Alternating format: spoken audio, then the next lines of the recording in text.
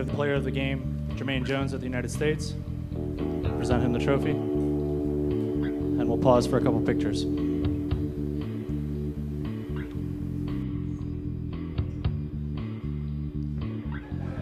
I think the first half, I have a chance to make one goal, and I don't catch the ball, or the ball goes out, and yeah, and then halftime I was mad to don't make the goal, and second half when the ball comes out, I was thinking like, okay, no counter for Jamaica, you go risk, try to get the ball on the goal, and look what happened.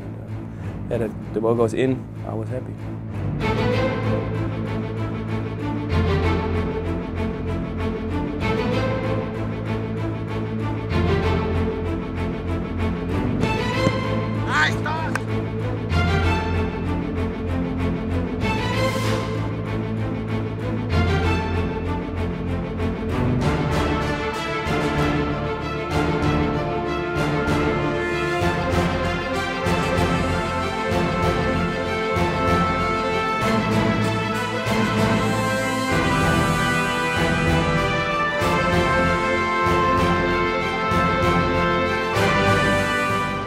Please pause to give Steve time to translate the question. Raise your hand if you'd like to ask a question. Coming down here. Jermaine, today's game was on Father's Day, and obviously when you scored, you had a little salute as a celebration. What did that mean to you? Ja, ich habe das gemacht wegen meinem Vater, weil heute Vatertag ist und er heute auch zuguckt. Father's Day, and I will send my dad before we go to the game and say, I sent him a message, and and then when I make the goal, I was with Whitman. I dedicated for him, and well, he was a long time back. He was a soldier, and this is why I was make this celebrate. And so it was a nice sign of respect from him for his father. Thank you, Jermaine. Thank you, Steve. Thank you. We'll start with Coach Bob Bradley. Let's start with your overall comments, Coach. Wir spielen gut heute. Sorry. No, I thought we played a good game today. I thought we were able from the start to do a good job establishing control. First and foremost, Bob wanted us to be a team that possessed the ball today against Jamaica and really try to tire them out and, make them get basically out of shape. And I think we did a good job of moving the ball and creating chances that way. I think they got really tired, and we really probably had 70% of the possession. So in that aspect of having me in there as another midfielder, kind of, underneath the striker, moving around, interchanging with Clint, I think it worked pretty well. I told myself before the game, this is a big opportunity for myself, big chance to, try to keep a starting spot, hopefully going forward, and, just help the team win.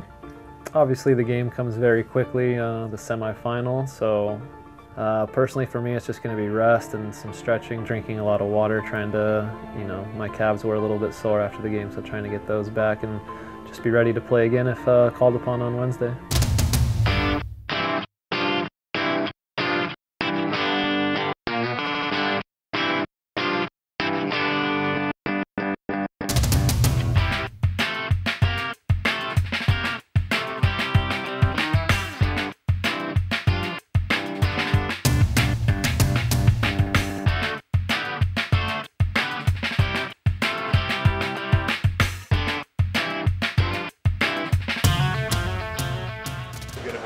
Ticket requests?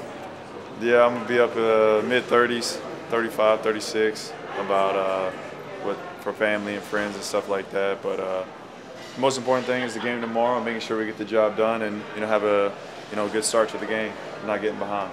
Thanks, Clint. Thanks, guys. Thank you. If you want to call back, you can certainly do that.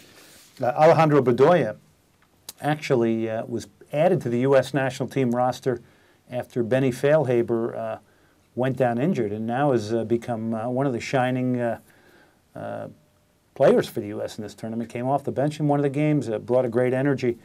So let's get Alejandro on the phone here. Hello. Alejandro, thank you very much for coming on the show. Yeah. How you doing? I I got to say, you know, when you get added to this roster with Benny Failhaber going down injured, this becomes an opportunity for you, and you've really taken advantage of it. The way Benny went down, I mean, you never want to come in for somebody who's injured or, you know, a situation like that. Benny's a good friend of mine, and it's just an unfortunate thing for him. But just like you said, it was an opportunity for me. So did you go from being, I would imagine, as a professional soccer player, you're pretty disappointed you don't get selected to the team, and then all of a sudden it's euphoria because you are now getting added. Yeah, right. It was just one of those swing of emotions type thing. Hey Alejandro, it's Pam. Hey honey, good, thank you. I just tried to call Len Hart with the club and it was going straight to voicemail. I left him a message and I've just sent him an email. We would like to bring you into camp because unfortunately we had an injury to one of our players. When I first got Pam's phone call that I was going to be part of the squad getting called in, I remember I was just at my place in Sweden, my apartment, and just watching TV with my girlfriend. I had just flown in. You know, it's a funny little story I could tell you real quick. I had already had my girlfriend fly out to Sweden to visit me on that Friday night. So she had arrived Saturday morning over the weekend, and we had already all this trip planned out to Spain that week because the week on Monday, starting Monday, because we had a club break for my season, and we were planning out to go to Spain. But then I got a call from Pam on Sunday night saying, you know, Failhaber got injured and that they were going to call me in. And I turned to my girlfriend, and she knew what that meant already because she knew Pam was calling. And so I had to change all her flight, go back to Jersey, and I had to cancel all our reservations to go to Spain for the week because we had a week break with my club. And so cancel the hotel, flights, everything. And the next morning I was on my way. I had 8 hours, or like, what was it, 12 hours after I had to talk to Pam, I was already on the way to the airport. So yeah, I was just excited to be a part of it. You know, things happen for a reason. The United States Wednesday night, Reliance Stadium, they will be taking on Panama again. I mean, the Panama game, I don't really think we played necessarily that bad throughout the whole game. We just started slow. And then as the game went on, we could have easily equalized the game, but weren't able to finish a few of our chances. But I think as the tournament has gone on, we have, you know, gained in confidence and gained in form. So, you know, I think we're peaking at the right time. The main thing is we're in a semifinal, and we got a game against a team that's beat us and a chance to, you know, pay them back. Best way I could describe this opening game is two words that start with an R: revenge and rematch.